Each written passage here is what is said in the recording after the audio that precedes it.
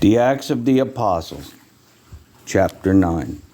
And Saul, yet breathing out threatenings and slaughter against the disciples of the Lord, went on to the high priest, and desired of him letters to Damascus to the synagogues, that if he found any of this way, whether they were men or women, he might bring them bound unto Jerusalem. And as he journeyed, he came near Damascus, and suddenly there shined round about him a light from heaven. And he fell to the earth, and heard a voice saying unto him, Saul, Saul, why persecutest thou me? And he said, Who art thou, Lord? And the Lord said, I am Jesus whom thou persecutest. It is hard for thee to kick against the pricks. I want to point this out to everyone.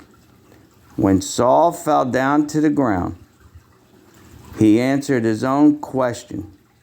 He said, Who art thou, Lord? He already answered his own question. I don't know if people picked that up. And the Lord said, I am Jesus whom thou persecutest. It is hard for thee to kick against the pricks. And he trembled and astonished said, Lord, what wilt thou have me to do? And the Lord said unto him, Arise and go into the city, and it shall be told thee what thou must do. And the men which journeyed with him stood speechless, hearing a voice but seeing no man. And Saul arose from the earth, and when his eyes were opened, he saw no man. But they led him by hand and brought him into Damascus.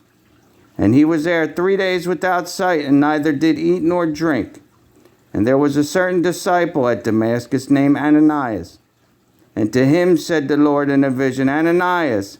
And he said, Behold, I am here, Lord. And the Lord said unto him, Arise and go into the street which is called Straight. Inquire in the house of Judas for one called Saul of Tarsus, for behold, he prayeth. And had seen in a vision a man named Ananias coming in and putting his hands on him that he might receive his sight. Then Ananias answered, Lord, I have heard many of this man, how much evil he hath done to thy saints at Jerusalem. And there he hath authority from the chief priest to bind all that call on thy name. But the Lord said unto him, Go thy way, for he is a chosen vessel unto me, to bear my name before the Gentiles and the kings of the children of Israel. For I will shew him how great things he must suffer for my name's sake. And Ananias went his way and entered into the house, and putting his hands on him, said, Brother Saul, the Lord, even Jesus, that appeared unto thee in the way thou camest, had sent me.